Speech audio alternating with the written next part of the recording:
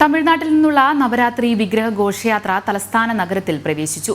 നേമത്ത് നിന്ന് തത്സമയ വിവരങ്ങളുമായി അഖിൽ പാലോട്ട് മടം ചേരുന്നുണ്ട്. അഖിൽ, എന്തൊക്കെയാണ് വിശദാംശങ്ങൾ?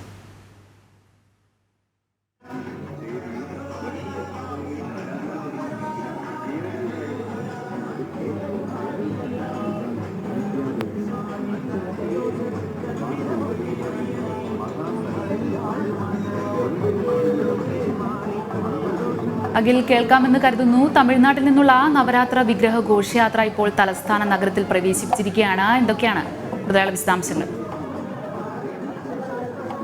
അഞ്ജന, ഇപ്പോൾ നവരാത്രി ഘോഷയാത്ര വെള്ളയായണി ജംഗ്ഷനിലേക്ക് എത്തിക്കഴിഞ്ഞു. നഗരഹൃദയത്തിലേക്ക് തന്നെ ഇപ്പോൾ നവരാത്രി വിഗ്രഹ ഘോഷയാത്ര എത്തിക്കഴിഞ്ഞു. ഇപ്പോൾ കാണുന്നത് പോലെ തന്നെ ഈ വിഗ്രഹത്തെ റോഡിന് ഇരുവശവുമുള്ള മുഴുവൻ ഭക്തജനങ്ങളും ഭക്ത്യാദരപൂർവ്വം സ്വീകരിക്കുന്ന കാഴ്ച നമുക്ക് കാണാൻ കഴിയുന്നുണ്ട്. വലിയ ആഘോഷത്തോടെ, ആരവത്തോടെ, വാദ്യമേളങ്ങളോടുകൂടി, ക്ഷേത്രകലാരൂപങ്ങളോടുകൂടി ഒക്കെയാണ് അനന്തപുരിയിലേക്ക് ഇപ്പോൾ ഈ നവരാത്രി വിഗ്രഹ ഘോഷയാത്രയെ ആനയിച്ചുകൊണ്ടിരിക്കുന്നത്.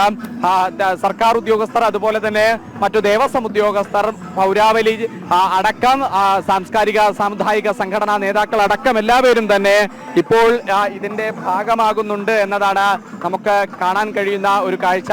ഏകദേശം ഒരു 1.5 മണിക്കൂർ കൂടി പിന്നിടുന്ന സമയത്ത് നവരാത്രി വിഗ്രഹ ഘോഷയാത്ര കരമനയിലേക്ക് എത്തിച്ചേരാനുള്ള സമയം ഉണ്ടാകും. കാരണം ഇപ്പോഴത്തെ സമയപരിധി വെച്ച്, കാരണം കൃത്യസമയം പാലിച്ചുകൊണ്ടാണ് ഇപ്പോൾ നവരാത്രി ഘോഷയാത്ര മുന്നോട്ട് പോയിക്കൊണ്ടിരിക്കുന്നത്. കൃത്യം 3 മണിക്ക് തന്നെ ഇവിടെ നിന്ന്, അതായത് നവരാത്രി വിഗ്രഹ ഘോഷയാത്ര നേമത്ത് നിന്ന് പുറപ്പെട്ടിരുന്നു. കാരണം ഉച്ചഭക്ഷണത്തിന് വേണ്ടി അവിടെ ഏർപ്പെടുത്തിയിരുന്ന സമയത്തെ കൃത്യത പാലിച്ചുകൊണ്ടാണ് നവരാത്രി വിഗ്രഹ ഘോഷയാത്ര അവിടെ നിന്ന് പുറപ്പെട്ടത്. എന്തായാലും കരമന അമ്പലത്തിലേക്ക് ഏകദേശം ഒരു 1.5 മണിക്കൂർ കൂടി പിന്നിടുന്ന സമയത്ത് എത്തിച്ചേരാൻ സാധിക്കും എന്ന് തന്നെയാണ് നമുക്ക് മനസ്സിലാക്കാൻ സാധിക്കുന്നത്. അവിടെ നിന്നാണ് വെള്ളിക്കുതിരയിൽ കുമാരസ്വാമി ശ്രീ പത്മനാഭസ്വാമി ക്ഷേത്രത്തിലേക്ക് എഴുന്നള്ളുക. അവിടെ നിന്നും പിന്നീട് ആര്യശാല ഭഗവതി ക്ഷേത്രത്തിലേക്കും ആനപ്പുറത്ത് എഴുന്നള്ളി വരുന്ന ഈ സരസ്വതി, നമ്മളിപ്പോൾ ദൃശ്യത്തിൽ കാണുന്ന ഈ ആനപ്പുറത്ത് എഴുന്നള്ളി വരുന്ന സരസ്വതി ദേവി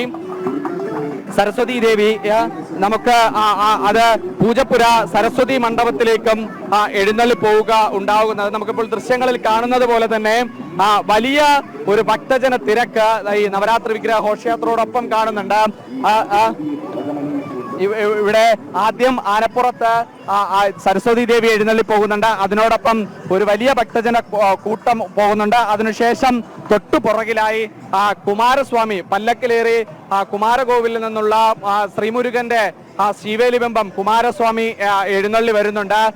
അതിനോടൊപ്പം തന്നെ ശുശീന്ദ്രത്തിൽ നിന്ന് പുറപ്പെട്ടു വന്ന മുന്നേറ്റുമങ്കയും അതിനോടൊപ്പം തന്നെ യാത്ര ചെയ്തു വരുന്ന നമുക്ക് ദൃശ്യങ്ങൾ കാണാൻ സാധിക്കും. ഇവിടെ നിന്ന് നമ്മൾ വൈഡ് ദൃശ്യം ഇവിടെ നിന്ന് നൽകാൻ സാധിച്ചാൽ നമുക്ക് പൂർണ്ണമായും കാണാൻ സാധിക്കുന്നുണ്ട്. വെള്ളയായണി നഗരത്തെ പൂർണ്ണമായും ഒരു ഭക്തിസാന്ദ്രമാക്കി മാറ്റി, ഒരു സാഗരം പോലെയാക്കി നിരവധിയായ ഭക്തർ ഇരുവശങ്ങളിൽ നിൽക്കുന്നത് കാണാൻ സാധിക്കുന്നുണ്ട്. അതുപോലെ തന്നെ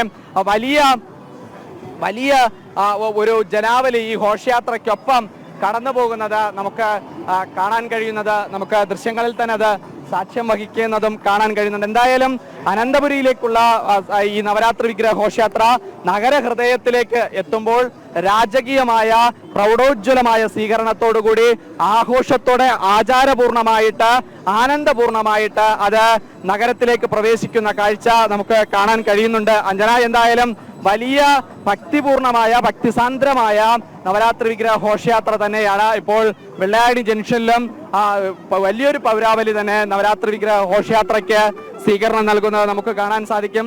ഇരുവശങ്ങളിലും ഭക്തജനങ്ങൾ തട്ടപൂജയും തട്ടനേദ്യവും ഒക്കെയായി ഭഗവതിയെ സ്വീകരിക്കുന്നത് ഒക്കെ നമുക്ക് കാണാൻ കഴിയുന്നുണ്ട് എന്നതാണ് ഏറ്റവും പ്രധാനമായി നമുക്ക് മനസ്സിലാക്കാൻ കഴിയുന്ന കാഴ്ച. അഞ്ജന, ശരി. തമിഴ്നാട്ടിൽ നിന്നുള്ള നവരാത്രി വിഗ്രഹ ഘോഷയാത്ര തലസ്ഥാന നഗരിയിൽ പ്രവേശിച്ചു. അതിന്റെ തത്സമയ ദൃശ്യങ്ങളാണ് പ്രേക്ഷകർ കണ്ടുകൊണ്ടിരുന്നത്. വിവരങ്ങൾ നൽകുകയായിരുന്നു അഖിൽ പാലോട്ടുപടം.